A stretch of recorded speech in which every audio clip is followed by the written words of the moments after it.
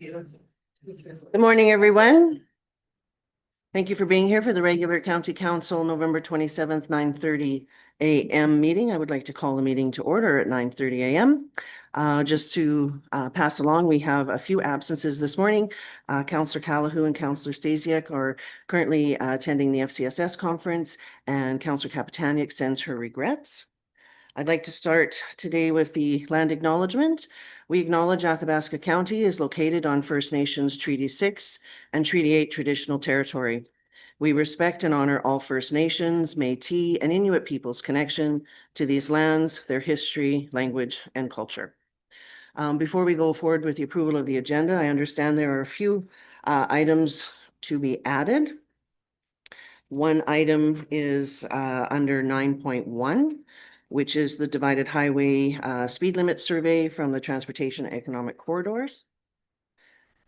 And we have two enclosed items, which would be 12.4, Section 30, Sub 1, the ATI Act for economic interests of public body land.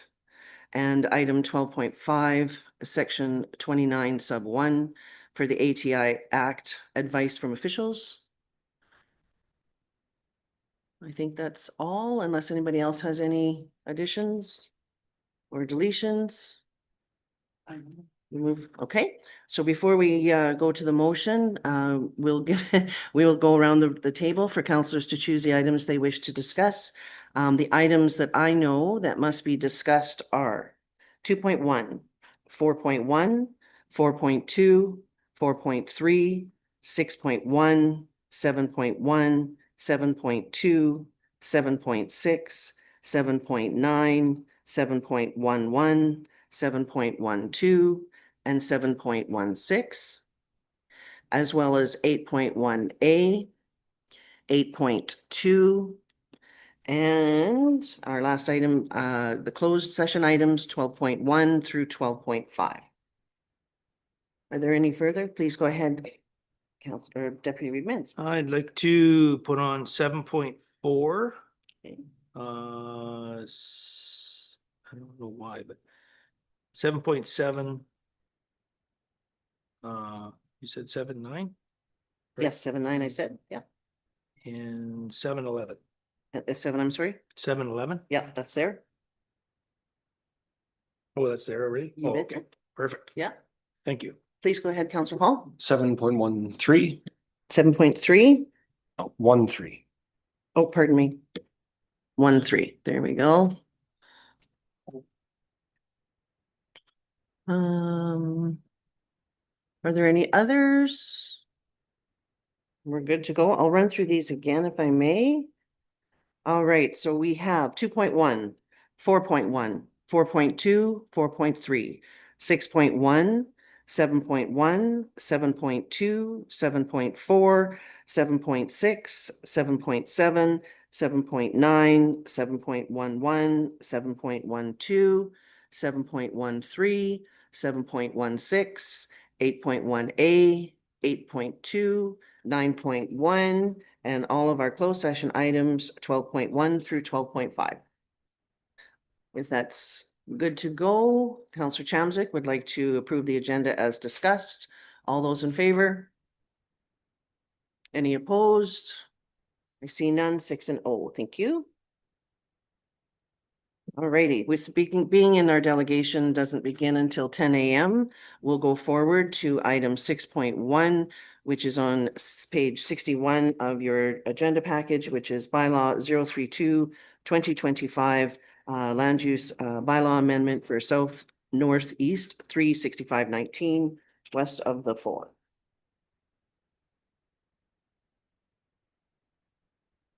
And get there. All right, so we have a recommendation here from administration. Ms. Boucher, the recommendation here is to give first reading of bylaw 032-2025 land use bylaw amendment for lot 4, block 1, plan 0326006 from country residential C1 district to recreation commercial C5 district. Yes, thank you. Madam Chair, I see there was an error on bylaw 32/2025. 1.0A should read from country residential CR1 district to recreation commercial C5 district. We'll make sure to Okay, so that's in the recommendation portion. C5. We'll fix. It's in the recommendation is correct. So the recommendation is correct to go from C1 to C5?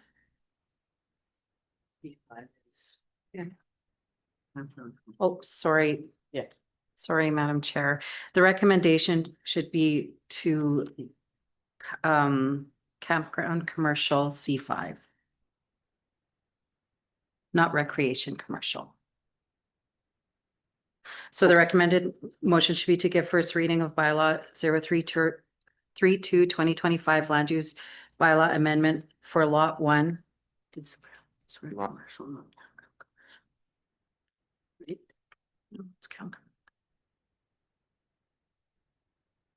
So in discussion, 3, you're talking about where the purpose of the recreation commercial C4 should be C5? It's in number 3. If I may, I guess when reading the plan of what looks to be on the property, is it a campground or is it more of a I guess agritourism business? My apologies, Madam Chair. It is residential commercial C4, not campground commercial. So Okay. the recommended motion is correct. Should be residential commercial C4 district. Okay, so we're going from CR1 to C4. Correct. Okay. All right, so we got all that cleared up. Thank you. So I guess I'll just go ahead and read the recommendation with that correction. To give first reading of bylaw 032/2025 land use bylaw amendment for lot 4, block 1, plan 03260006 from country residential CR1 district to recreation C4 district. And then to direct administration to schedule and advertise the public hearing on January 8th, 2026 at 9:30 a.m. for bylaw 032/2025. Okay. Would administration like to discuss the background and the administrative report? Madam Chair, thank you. So the application is proposing to develop an ecotourism and agri-tourism business on site. And the current land use designation of country residential does not allow for that use on site, which is why we're bringing forward a recommendation to amend the land use bylaw to rezone it. The purpose of the residential commercial district is to provide a specific area where tourism and recreation use may take place in the country, in the county. And if council agrees, we'll prepare the necessary paperwork for the public hearing, which will provide adjacent landowner notices and advertise in the local paper for the public hearing. Thank you very much. Does council have any questions? Deputy Reed Mintz. I'll move the recommended motion. Okay. Are there any further? Okay. All right. So we will go ahead. Councillor Mins would like to give first reading, pardon me, Deputy Reed Mins would like to give first reading of bylaw 032/2025 land use bylaw amendment for lot 4, block 1, plan 03260006 from country residential CR1 district to recreation commercial C4 district. And to direct administration to schedule and advertise the public hearing on January 8th, 2026 at 9:30 a.m. for bylaw 032/2025. But we're ready for the vote. All those in favor? Are there any opposed? I see none, 6-0. Thank you very much.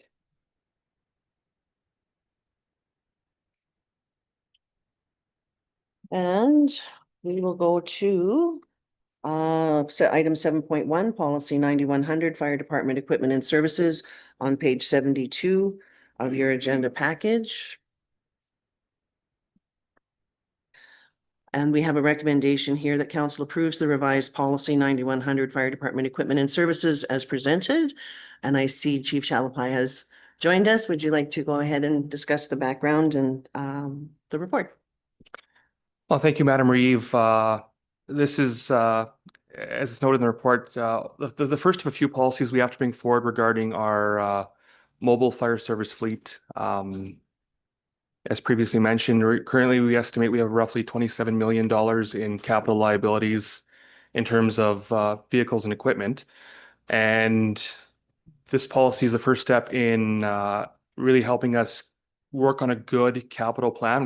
We have the draft fleet plan right now, but a lot of the metrics, the measurements of how the vehicle conditions is not arbitrary, but it's subjective.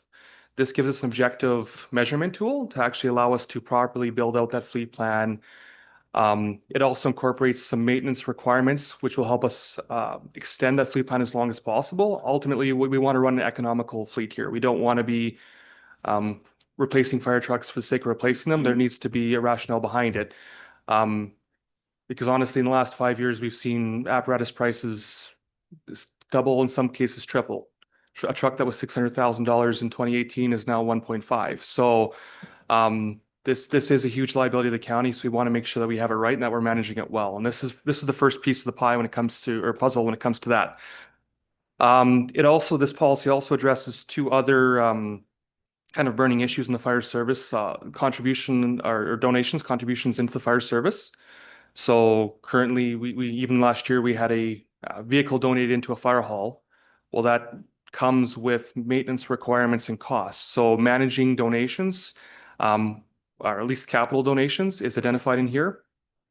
And the last piece speaks kind of the historical operation of the fire service. A lot of our fire halls previously were, it was the norm for the firefighters to have to fundraise to get their own equipment.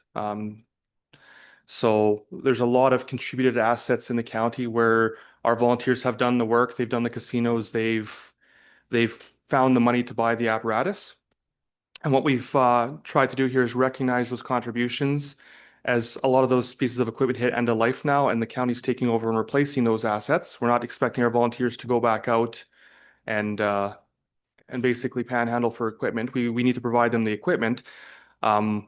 But as we start to replace the stuff, we want to make sure that we're recognizing those contributions. So what we've proposed here, based on we've done as best we can through the actual costing, a percentage of any revenue we get off the sales of these assets back to the fire services through the R&R accounts, which is the control accounts that we have here at the county. So it would stay within that fire district. Awesome. Thank you very much. Does council have any? Go ahead, please, Deputy Reed Mintz. I guess just with the, now that we're taking over the equipment that was bought with R&R and we're giving some money back to the fire departments, which is great, not a problem.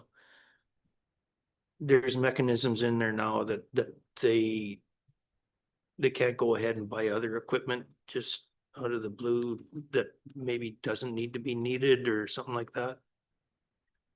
Through the chair to Councillor Mintz, absolutely. So when we passed policy 9005, the membership policy, that's where we, with the implementation of paper call, that policy addressed the R&R accounts. And really the intent of the R&R accounts now, number one, there's a mechanism they can't spend without a business case. And that's expenditures are meant to be an enhancement to the service. So really the funds are not to go towards the basic needs, but actually an enhancement too. So if instead of having black paint, you want chrome on a truck, well, that would be something we could look at doing. That's kind of an off the cuff example, but there's one department did, we provide basic struts for extrication. They want to buy a little more heavy duty ones. So it's an enhancement too, and we allow them to do that. But we're being very cognizant of making sure that we're not having unexpected liabilities come in. Perfect. Thank you very much. Thank you. Anybody else? Go ahead, please, Councillor Dowling. Does that affect a little bit of this firefighters' morale when we we're kind of telling them that they can't do this or they can't do that? What do the firemen feel about it? Through the chair to Councillor DeHollock. So we've been engaging our volunteer services and actually giving the contribution back to them. This is actually going to help with that morale piece. all the equipment that we're operating, whether it was through donation, is insured, registered, maintained by the county. So we've been putting the money into maintaining these assets for years and years and years. So the fear right now is, as we're buying new trucks, what's going to happen to the old stuff? Is the money just going to go to general revenue and be gone? So by us putting some money back to them, really helps build that morale and build that trust with the fire service. And then the other policy that's mentioned here that is important for council, and it's more of a discussion for that policy, is the level of service. So in terms of really, it's council's discretion on what services the fire departments are providing. Unfortunately, because of the risk and liability of the county does have to have some other finger on the pulse of what we're doing. Because uncontrolled, we have the potential to do something crazy like get into dive rescue, which no fire department in this province does dive rescue, but just because we have money doesn't mean we should. There's a reason why we don't do certain things. So it's a check and balance, and we engage our districts all along the way with this as well.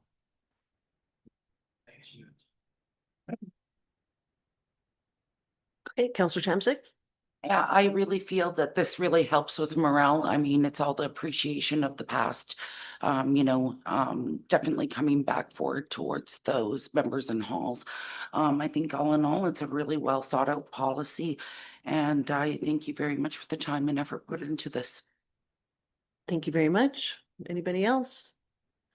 Alrighty, and I will also comment, thank you. This is a lot of work, and as we're doing the regionalization, it's huge. And to see these types of things coming forward that, as you mentioned, liability against the county is huge, and that's one of the definitely one of the things that we need to always keep at our forefront. So thank you. Again, it is a lot of work and we really appreciate it.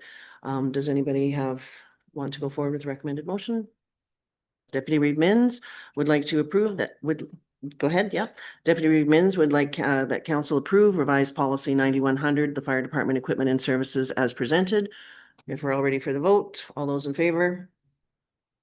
Are there any opposed? 6-0. Thank you so much. Thank you again.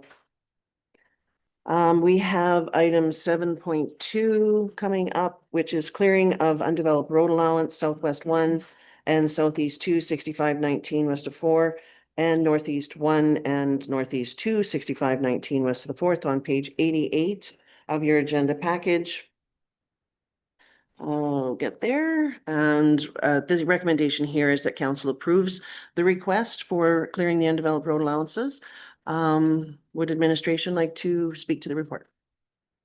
Thank you, Madam Chair, members of council. So as per our county policy, the application comes to council for consideration. The applicant has inquired about clearing the undeveloped road allowance to have a trail to the property northwest 16519 west of the 4th. And if council agrees to the request, administration will work with the applicant to ensure the conditions of approval are met, which includes approvals from Alberta Lands and Forest, as well as Alberta Environment and Protected Areas. Thank you. Does anyone have any comments? I guess I would like to speak with regards to, will the county be supervising the clearing of the property of the undeveloped road allowance? I guess more than anything is we have experienced unsupervised clearing before, which has caused some concern. So just wondering about that. Madam Chair, there will be definitely an agreement or an approval in place with conditions, so we'll make sure that they are met and they are followed. Okay. Is it during the process or after the process? I would hope. I guess I'm just concerned that if it's not during and following along, that there things can go awry fairly quickly.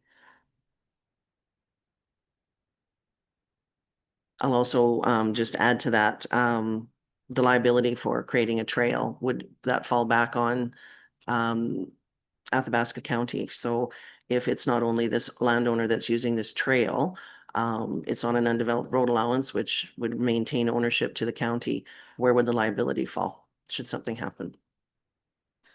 Madam Chair, members of council, the undeveloped road allowance, although they are the under the Crown for jurisdiction. They are the care and control and responsibility of the counties. So they are under our jurisdiction to make sure that they're taken care of, and that I believe the liability would then fall to, with the county, which is why we make sure that they follow the policies Right. for clearing.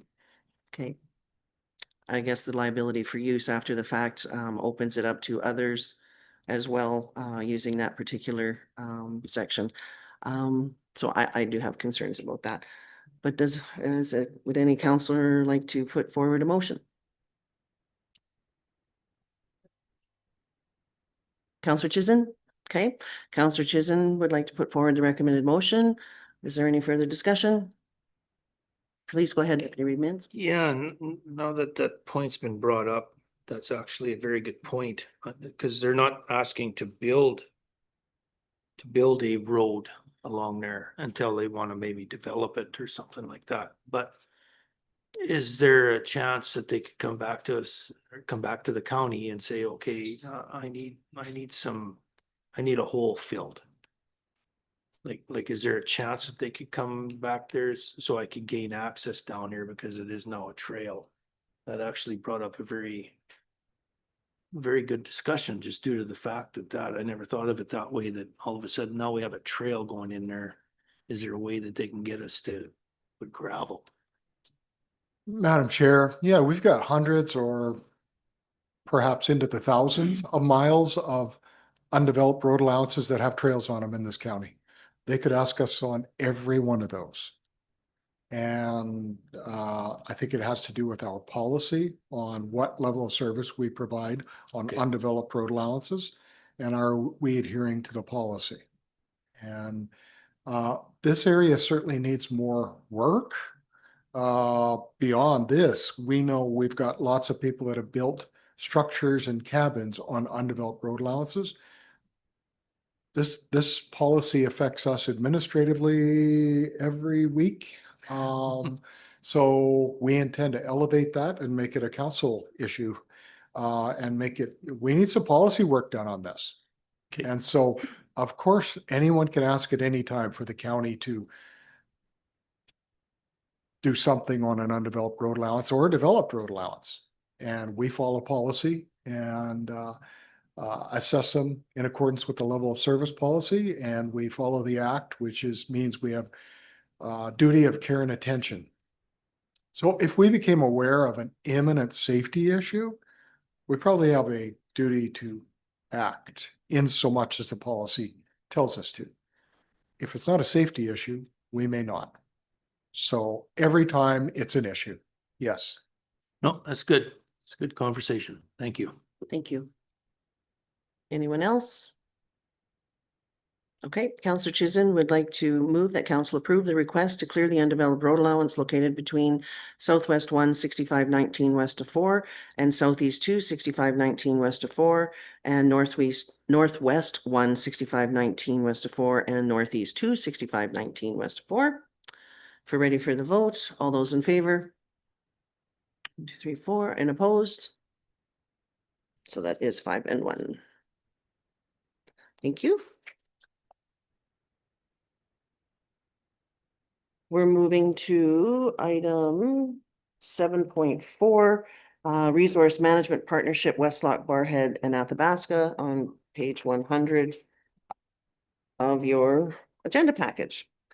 The recommended motion here is to approve administration to sign the terms of reference as a partner of the Resource Management Partnership with Westlock County and Barhead County for access to additional ASB grant funding and increase Athabasca County's municipal contribution to $9,000 per year to be in alignment with Westlock and Barhead.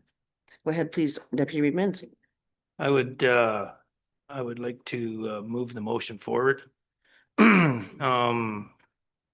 I'm a member on this Alice board, and they do great conservation work. Helping the farming community, and working together with 3 other municipalities. And I kind of was wondering why we paid less than than that. I would really want to thank administration for bringing us forward and bumping us up, because I think it's a great program. And even yesterday in our Athabasca Watershed Council meeting, it was being discussed how the Watershed Council and Alice work together and all this, and it is a great program. Kind of sounds like maybe Lac-La-Biche County might be jumping on an Alice possibly, eh? So yeah, no, that's great work. Thank you very much for it. Awesome, thank you. Does anybody, go ahead, please, Counselor Chisholm. Just a question. I mean, we've been paying the 7,500 for years. Now the increase, like, is there, I guess I don't know the history either, but, do we get a bigger bang for a buck if we increase, or it just stays status quo? Essentially, we're aligning with our partner municipalities and our contribution for it. Us, Westlock and Barrhead are like kind of the big three in this group here. And as part of the new grant cycle, one of the conditions is we have a terms of reference or an agreement between the member municipalities. So in the resource management package there, it outlines our, I guess our deliverables for the partnership, and having these spelled out are kind of much more than we've had in our last one, because there are different and I guess more categories that we need to be active in. And basically this compared to our last cycle, we're doing a lot more. So. Go ahead, please, Counselor Dowla. Yeah, can you give us can you give me one or two examples of where we benefited? For sure, yeah. So as part of the partnership here, we have purchased as a group some rental equipment. So we have like a grain bag roller now. We have a plastic mulch applicator. We work with the group for our tree sale program, which is very popular. So like I think we've rolled in the neighborhood of 250 grain bags. So we're getting those out of bush lines and stuff like that and recycling them. We work with Clean Farms through the group as well. So that's like your plastic recycling. I think there's going to be a net wrap pilot project coming through. So as the group, we can work together to get kind of more for our ratepayers by using our leverage together. So like if we put $9,000 in as a municipality, it'd be kind of we wouldn't be able to access as much of the funding or as much of the programming as we can together, sort of thing. So. How about the physical part of it? Say trees or disturbing the landscape. Are you involved in any of that? Right. So our Alice coordinator, Lisa, has been with us for, I believe, about 6 or 7 years. So through that Alice program, she administers, so ratepayers in the county can submit a project for approval, and then they're eligible for up to 50% cost coverage of that program. So if there's a sensitive riparian area that's traditionally being farmed or just isn't being farmed because it's too frustrating, sort of thing, we can renaturalize that, fence it out. The landowner gets a rent payment for that to basically protect areas along creeks and stuff like that, enhancing water quality and animal habitat. And it's just basically giving incentive for people to have kind of protect areas that kind of should be. And if there's no incentive to it, a lot of people won't do it. So we have projects around creeks. We have offsite waters. We fence out creeks and stuff, just basically enhancing our environmental profile with that. So yeah, my concern is the logging along some of the creeks, and you might be familiar with it in the northeast part of the county, where they've logged right down to the creek bottom. And I don't know if there's an avenue where you guys can stop that or discuss that situation with them. We can definitely, I guess, look into it, but ultimately the projects have to come from the landowner to us. Like, we're kind of not the logging police. It's people who want to actively manage their land in a way that's more environmentally sound, I guess. And if they do care that, there is habitat along the riparian areas and kind of, places for the deer and for bank stabilization and water clarity, they can come to us and we can work with them. We do advertise a fair bit, so it's kind of we've been around long enough where the word's getting out sort of thing. We're getting a lot more applicants in the last few years here, so it's definitely trending in the right direction, so.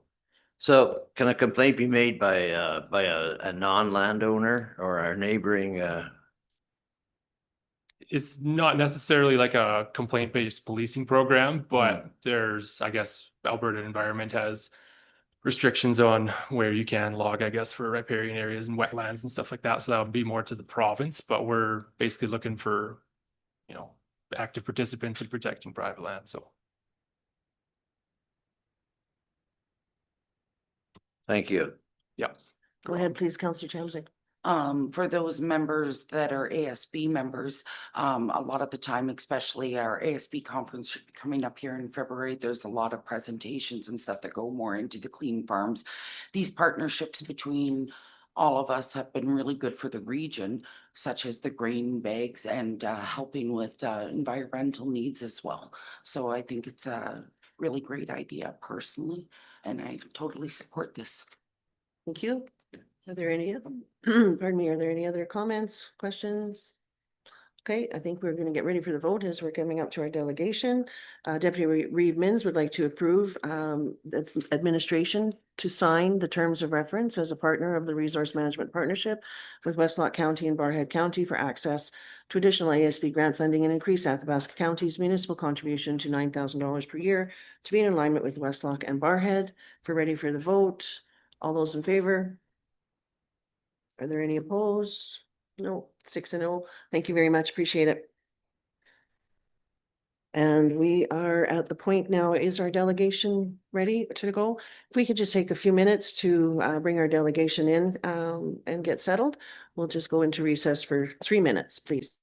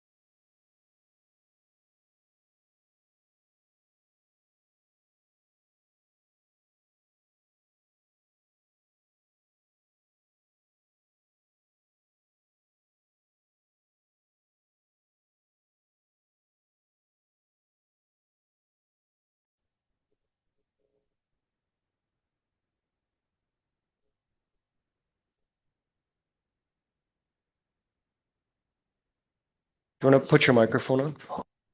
Thank you very much. Sorry about that. Once again, good morning. Thank you so much for being here to the Swearens family. We are at 4.1, which is our delegation regarding S24-033 Memorandum of Agreement for Northwest 106518 west of the 4th. I think we'll start with introductions if we may. So I will begin on my right. Rob Mins, welcome. Division 8, Baptiste Lake Island Lake area. Brian Hall, elected in Division 4. Kelly, oh, go ahead. Kelly Chamzik, Division 7, Grassland, Atmore, Prospita areas. Lucille Chisholm, Division 3, Boyle area. Jack DeHolick, Division 6, the Alpac Wandering River area. Thank you very much. I'm Tracy Holland, Counselor for Division 5, which is east of Athabasca, Amber Valley, Parkview, Paxton areas, as well as some beautiful subdivisions down more towards the south. Welcome and thank you so much for being here. And if you could please go ahead and introduce yourselves, and then when you're finished, begin your presentation. Good morning. I'm Donna Swearhoon. I'm from Division 3. David Swearhoon from Division 3. Thank you. And I really apologize. Very rude of me. I did not introduce our administration. We have our communications manager, Jordan Schenkelberg, our recording secretary, Miss Leah Blair, our CAO, Mr. Bob Beck. Behind you, we have Krista, our Director Wilkinson with Community and Protective Services. And we have Director Dave, is it Dally? Dave Dally, thank you very much, with Finance. And we also have with the press, oh Lordy, I'm going blank. Cole Brennan. There we go. I got it. I'm sorry about that. Please go ahead. Good morning. Thank you for providing me with the time to present my concerns to our newly elected council. I would like to congratulate you. As a taxpayer and a resident of Athabasca County of more than 30 years, I feel that it's important that I have the opportunity to present my concerns to the representatives of the residents.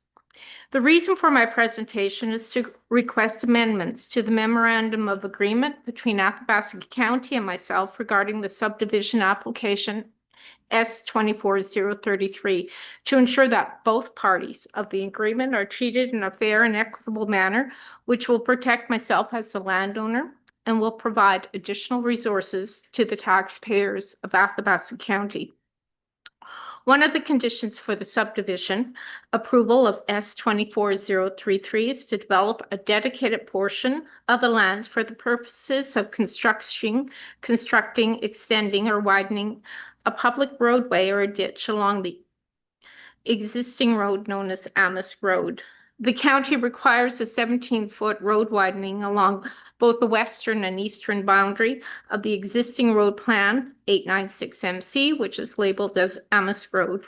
Be advised that I am agreeable to this condition of the subdivision approval of S24-033, but would like revisions to the Memorandum of Agreement that ensures that as a landowner that I'm shielded from the potential liability provided with market value of the land that is required for the potential road widening, and ensuring the taxpayers of Athabasca County are provided with additional resources. In the current Memorandum of Agreement, the county wants to place a caveat against the lands for the future road widening, which is labeled as the dedicated area. This agreement places limitations of use on the land, with the landowner assuming all risks and liabilities without financial compensation or prior notification for access by county employees and/or contractors. I feel this agreement is neither fair nor reasonable to me as a landowner.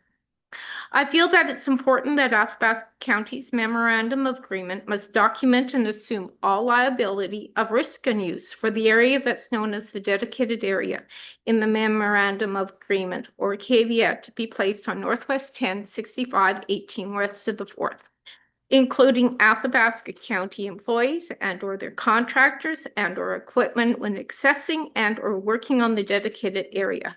Reasonable written notice must be given, including a certificate of insurance prior to entering and beginning any work or activity on the dedicated area.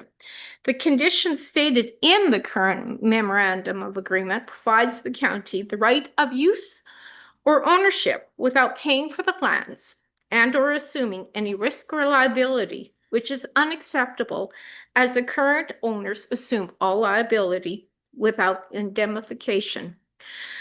The memorandum of agreement must reflect my concerns of liability and notification prior to registering a caveat against this parcel of land. I feel that it's important that the quantity of land that is being assigned to the dedicated area needs to be clearly stated in the memorandum of agreement. I have contacted Don Wilson Survey to determine the quantities, and they've provided me with appalling information. The 17-foot road widening along the eastern boundary, less the road alignment of 0.18 hectares is 0.085 hectares or 0.21 acres. The 17-foot road widening along the entire western boundary of the existing road plan is 0.204 hectares or 0.504 hectares. The road alignment is 0.189 hectares or 0.467 hectares. The quantity of land that Athabasca is requesting for the proposed dedicated area and road realignment is 0.478 hectares or 1.181 acres. It is important to acknowledge that the current memorandum of agreement establishes that Athabasca County will have the right of use as if they own the property without assuming any risk or liability and without payment or indemnification until the road is developed. The memorandum of agreement and caveat register against the title limits land use by the owners, potentially affects land value, and taxes the current owners for the land that has limited use. To ensure that this agreement is fair both to Athabasca County and the current landowners, I propose that Athabasca County should enter into a land exchange agreement with the current owners.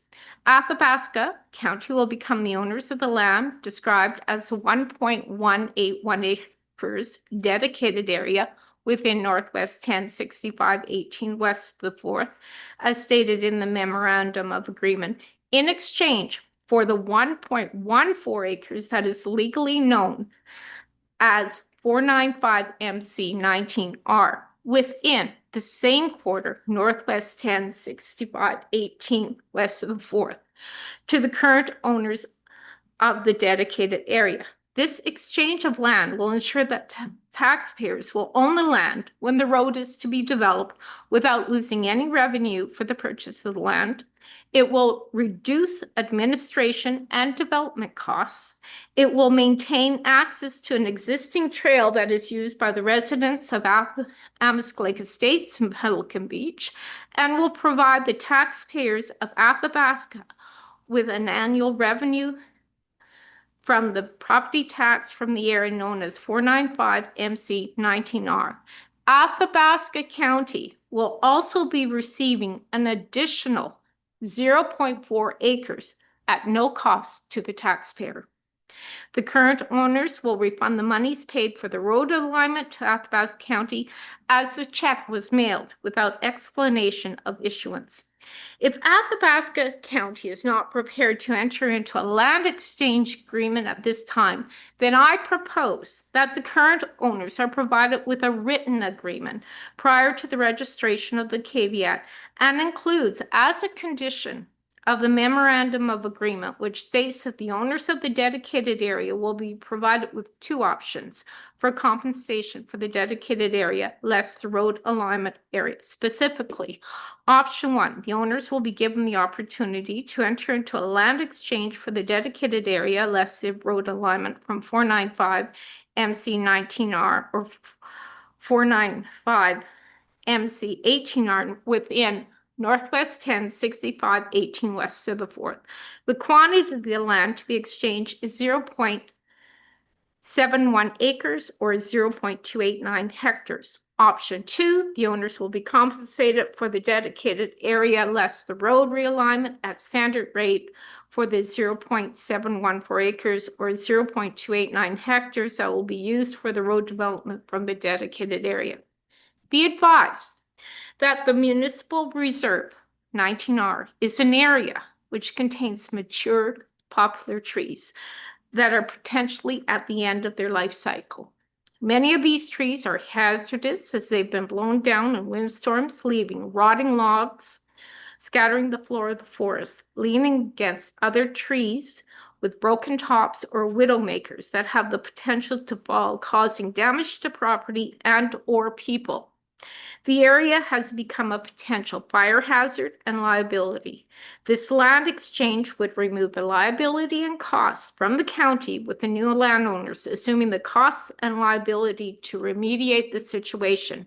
It will also provide the county with additional tax revenue for road maintenance and future road construction. I believe that the land exchange within the same quarter of Northwest 10, 65, 18 west of the 4th is the best option, as it is fair and equitable agreement for both parties, which eliminates liability and costs for Athabasca County, ensure that Athabasca County gains an additional 0.4 acres at no cost to the taxpayer, and receives additional annual property tax revenue. Thank you for your attention to this matter. I look forward to your decision. Thank you very much. Here are pictures of, We have pictures of the trees falling down. yeah, so you can pass them around. You can take a look at.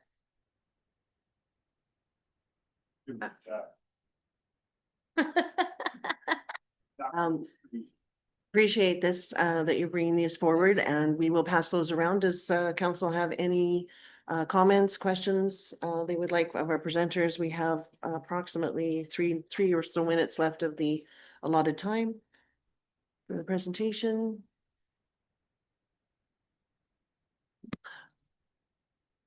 Okay. We'll continue. We'll look at the photos here and get them by. And once again, thank you very much for bringing this forward to us. We appreciate your presentation, the information you have provided, and your proposals.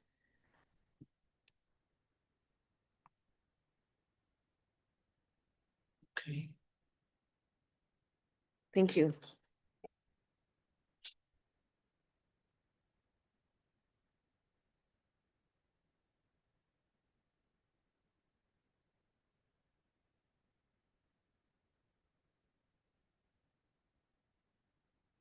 Awesome. Thank you very much. And I know council will be receiving this information into our library for further consideration. So thank you so very much. Appreciate you being here.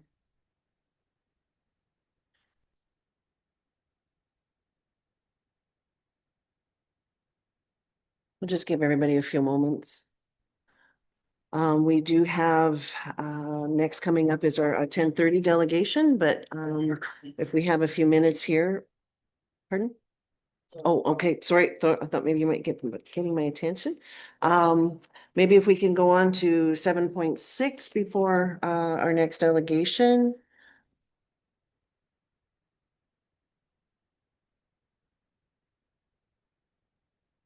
Seven point six is the GIS dashboards, which is on page 117 of your agenda package.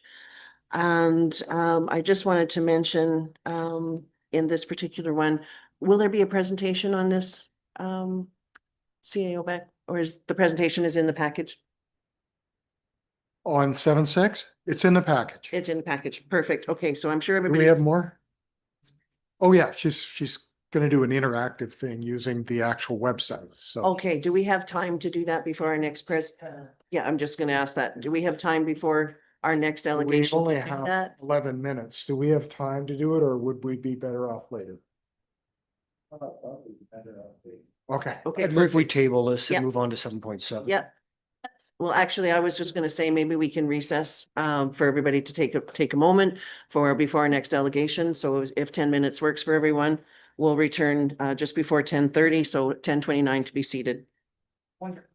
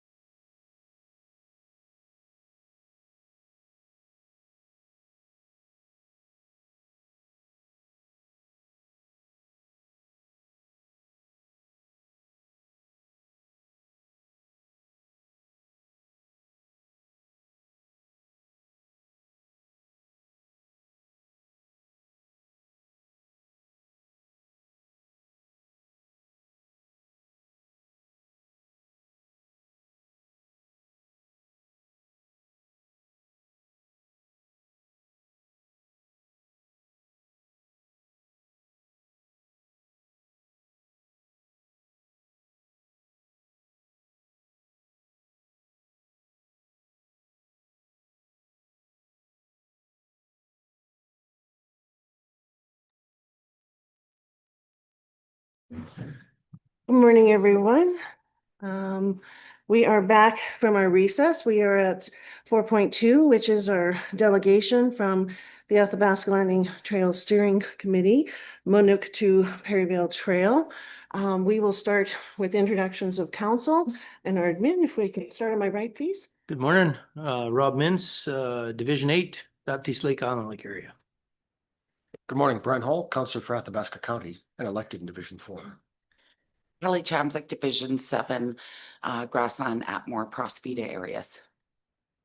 Lucille Chizen, Division 3, the Boyle, Elscott, Councilman area.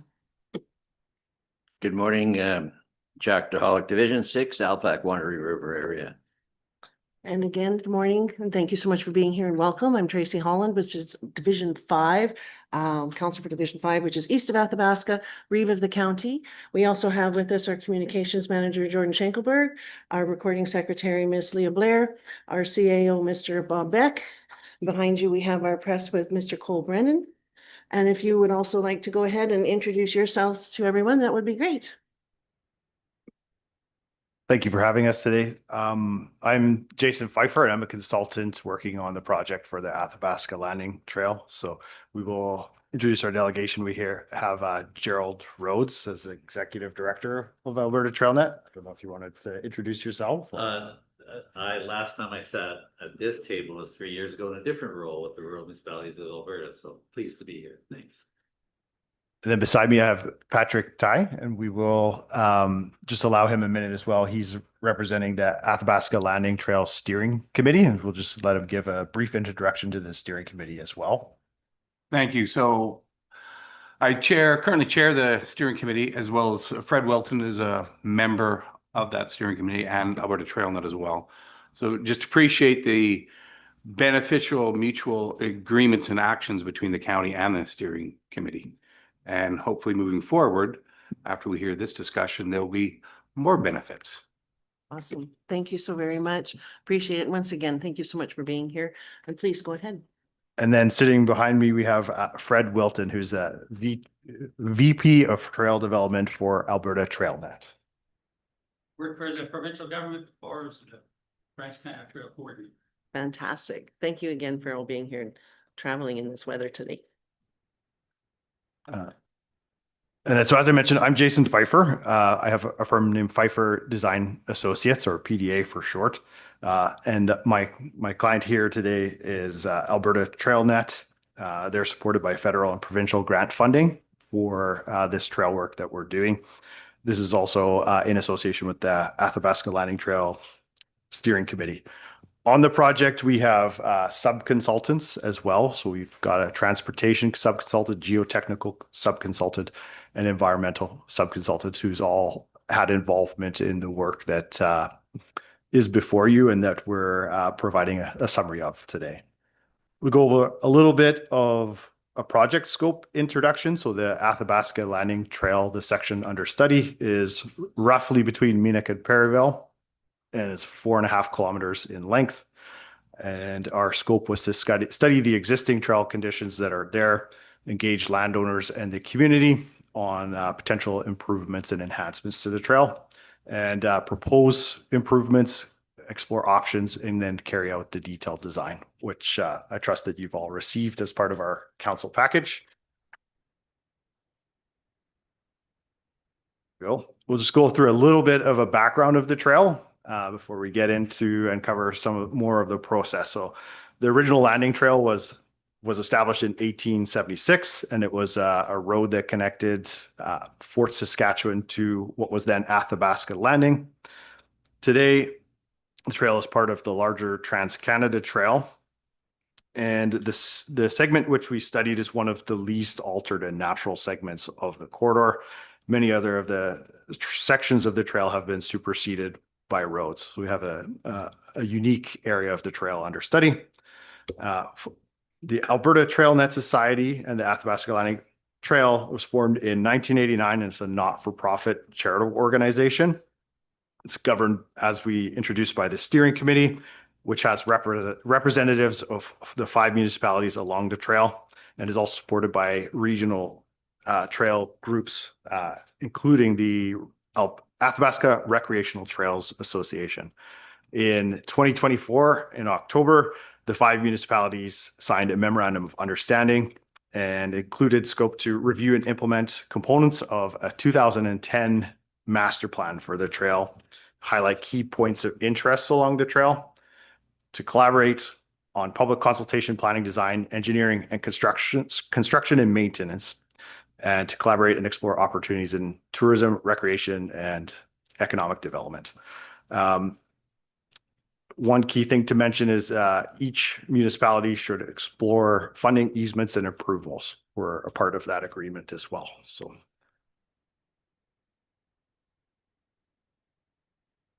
A little bit about some of our current scope of work and work that we've undertaken to date. Our project startup was in May of 2025 this year and began with a site visit where we walked the trail south to north. At that time, data was gathered and base plans were prepared to evaluate potential options and improvements for the trail. When we did that, we used a GPS device to walk the trail. With that, we developed some uncertainty around the location of the trail relative to the 1909 road right-of-way that was registered for it, which, as you'll see in the schematic design report, influenced our knowledge at the time and the options we developed then. As we were working on those options, some of the opportunities we identified and considered for trail development, I'm just going to advance the slide there, were the addition of boardwalks to cross low-lying areas that experience seasonal wetness, no flowing water there that we saw, at least when we were there, to explore interpretation that would support the history and telling of the story of the trail. Currently, there's a minimum there that kind of celebrates and shows and tells the story of the history of the trail, to add seating and rest points for people using the trail. Trail surface upgrades were considered as well. That might include more permanent surfacing like gravel that would increase accessibility and use of the trails. And as well, trailhead improvements. So places for parking as well as kiosks and some more interpretation at the trailheads were considered.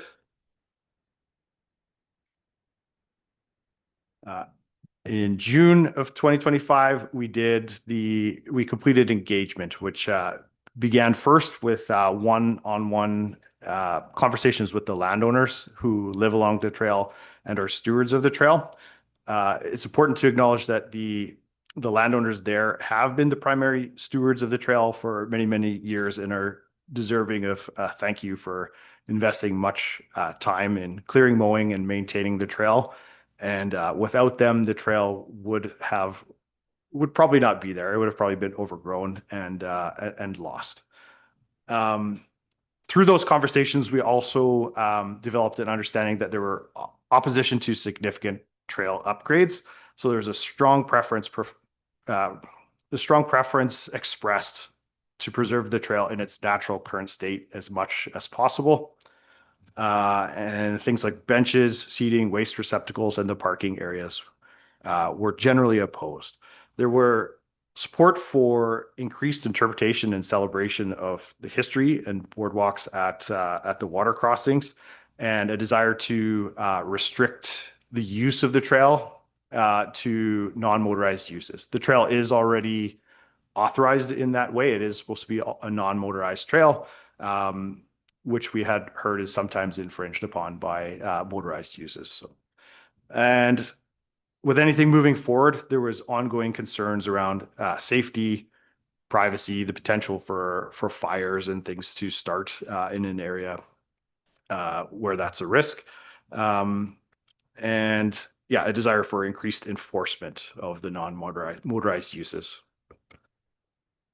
We also did community engagement, which included an in-person engagement where we booked the Minnook Community Hall. We had a reasonable turnout there of 25 people, and we issued digital and print surveys in June as well.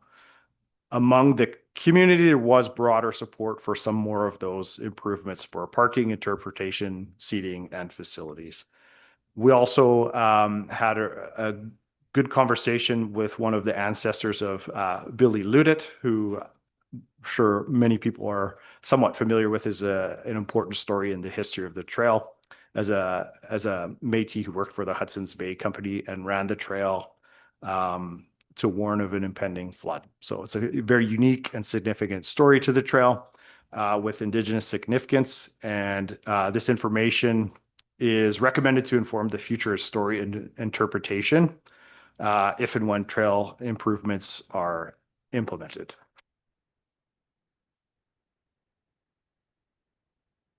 Let's get my slide to advance here. There we go. I want to cover a little bit, tell a little bit more background in the schematic design that we developed.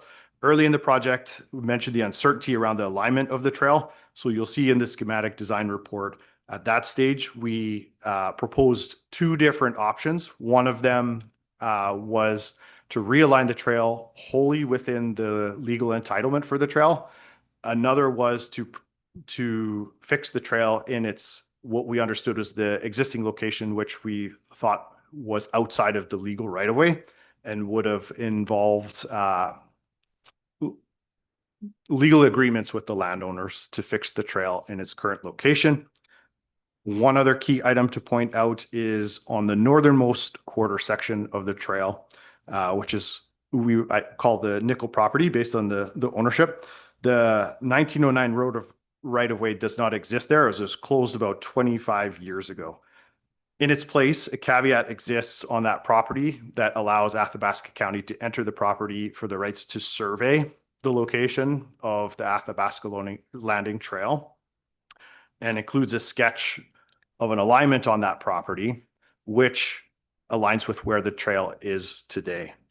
This landowner, in our discussions with them, expressed a desire to move that alignment further away from their property. Where it exists today is quite close. Sorry, when he says property, he means the house. So, yeah, the principal residence on the property is quite close. Because of the uncertainty around the legal title and entitlements and the alignment with the 1909 right of way, we did additional work to undertake a survey in October. And that survey gave us certainty around the location of the trail and identified that it is actually about 95% within the legal entitlement of the old 1909 right of way. So that gave us confidence in the detail design, which you'll see around where the trail is legally. On the nickel property in the northernmost quarter section, where the landowner expressed a desire for realignment, we also explored an additional 4 further options. So you can see them on the slide above. From west to east, number 1 through 4, if you can see it on the slides there. Number 1 is basically the existing alignment where it exists today, and the alignment where the landowner expressed a desire to realign. We considered alignment number 2, which goes through the trees and would have good quality of trail experience, as most of the rest of the trail is through the trees, but would, however, require a high amount of vegetative clearing there.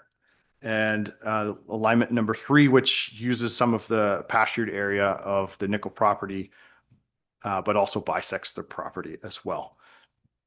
Alignment number 4, as you can see at the southern property boundary, heads east and then north along undeveloped road allowance. This was the alignment that the landowner expressed strong preference for, and this also went to the steering committee in October and was voted on and was supported by the steering committee. One important note to mention here, don't know how legible it is on the screen, but towards the north of alignment 4 along the road allowance, there was one landowner that we weren't able to reach. We had heard that one of the partners of those landowners had passed away. So we weren't able to engage them. And so I think an important note to make is that we did not receive any feedback on that alignment and any potential privacy concerns that landowner might have.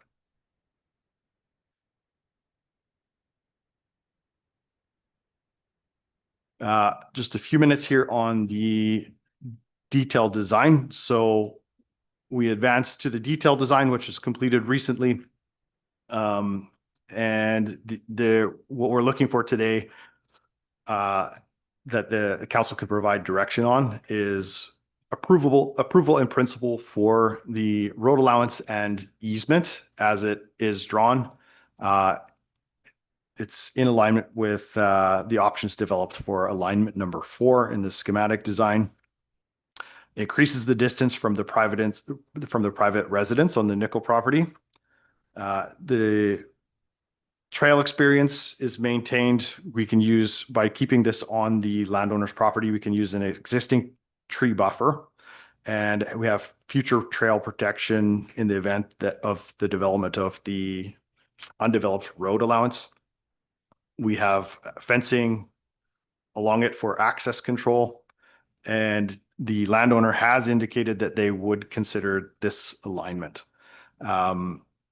So council decisions and directions, TrailNet is seeking approval in principle for the alignment and easement as shown, and it would still have to be registered and negotiated with that landowner. The landowners, we have not had an opportunity yet to go back with this detailed design. So just one thing to flag is that have not seen this yet. And we also want to thank Athabasca County for project support, noting that we have Tracy and Kelly as well, representatives of the steering committee.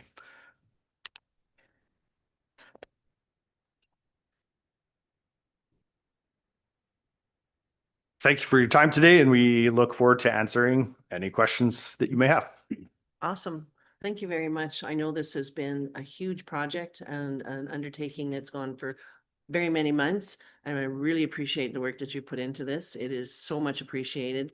And I think I will mention again, the survey was so huge to be able to feel comfortable that we're within that 1909 original road plan, which is the original part of the trail. There is a little bump there, and I believe, if I'm not mistaken, the landowner would be okay with that little bump outside and staying on the same portion of the trail as it exists. Is that still what you have understood as well?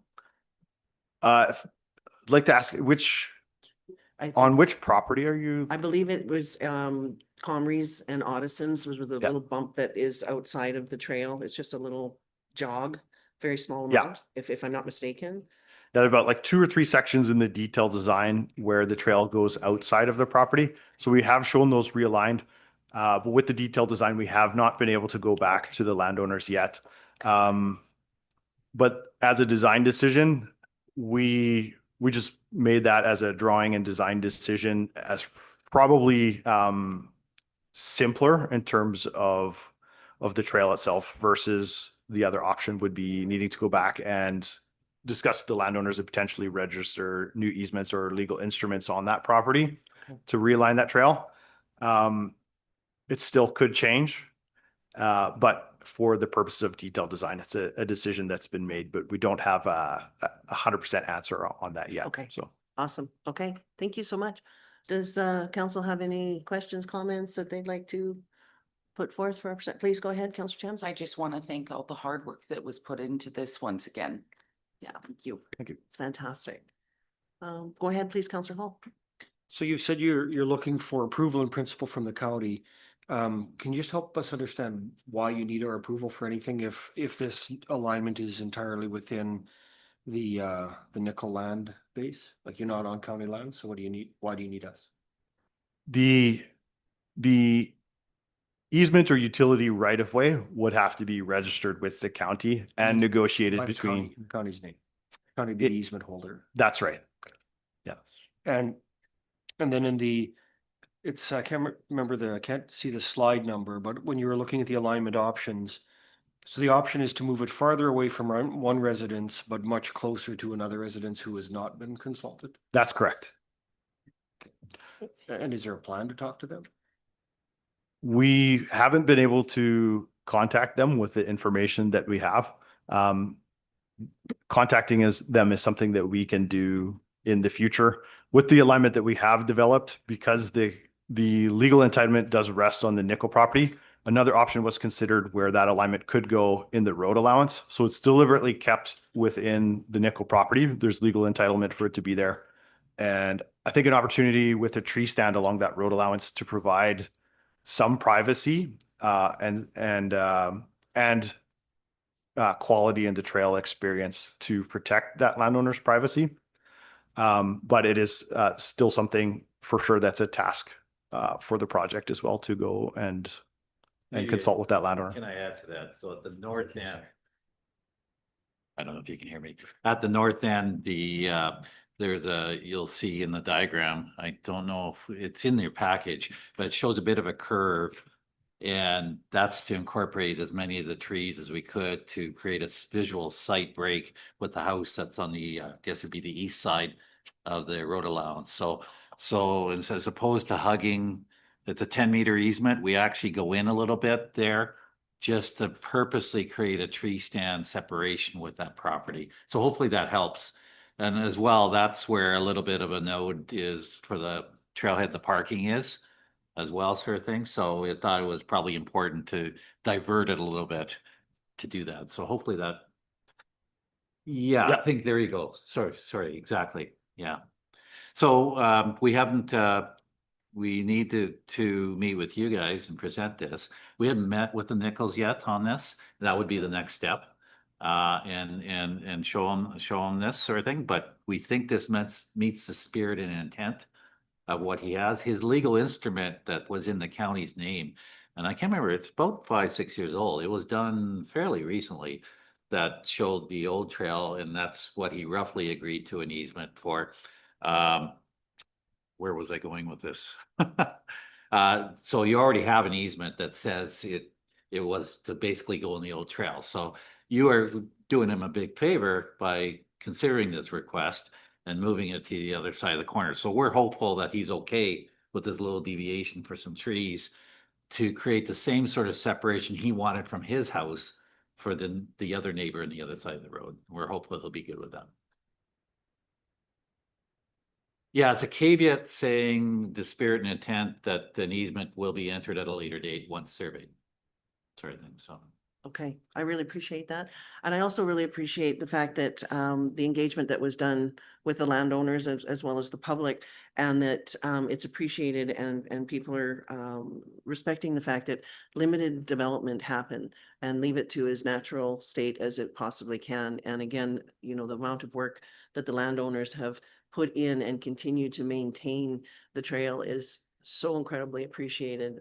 It's beautiful. It's absolutely stunning. We walked it that day when everybody came through, and it is gorgeous in there. So that really needs to be understood, and I'm glad that we're respecting the landowners themselves of what was that they would like to see. Councillor Dowlett, please. Yeah, any potential for gravel or other minerals on that trail, or that hasn't been looked at? We did consider trail upgrades that would have included widening or gravel surfacing on the trail. It didn't make it into the detailed design just because there was significant opposition from those trail upgrades with the landowners. And they are the stewards and maintainers of the trail. And I think there's a desire of the steering committee and TrailNet to maintain a good relationship of stewardship and maintenance along that trail. Got you. What I was asking, is there any source of gravel in that area or minerals? Oh. For extraction? Yes. I'm not familiar with that.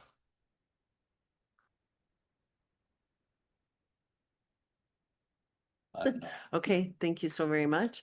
And again, most of it, the 1909 road plan runs the road plan runs through private property on either side, and then stops at the Nickel property, which is the farthest northern piece of that particular trail. It's about 4 kilometers, I believe. Yeah.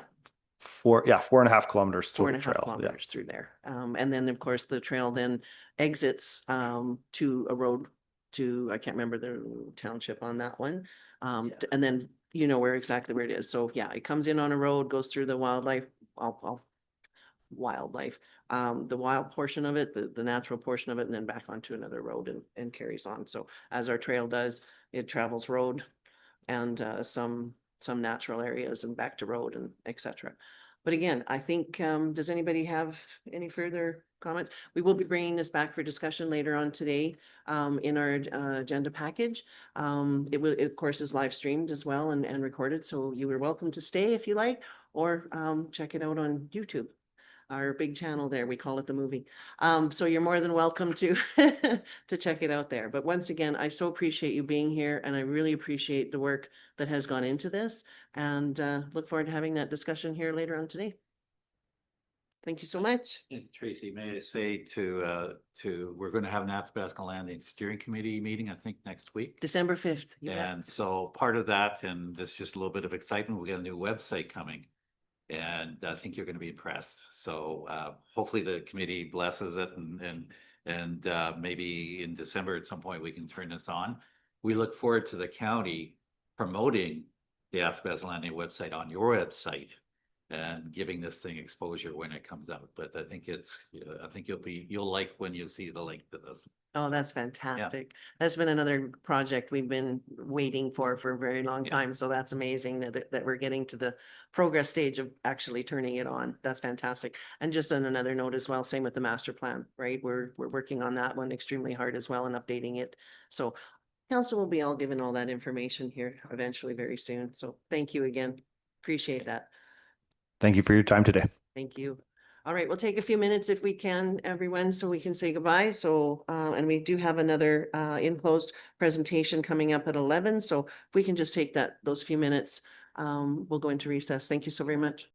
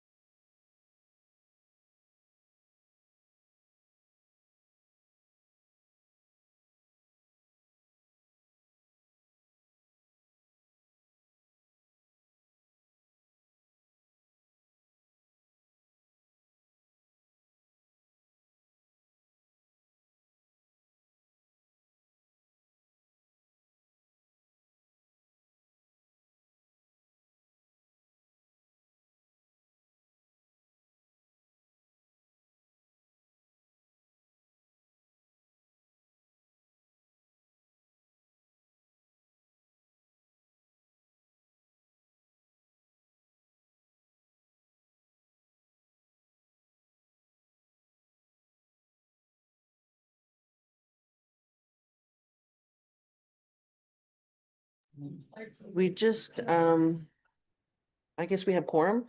So we have our delegation is here? Yes, so we do need to have a motion, folks, to go into close. Arms are going. Counselor Dow up for bid, right? Counselor Dowlick would like to move that we go into closed session. All those in favor? And we see no opposed, so that's 5-0. And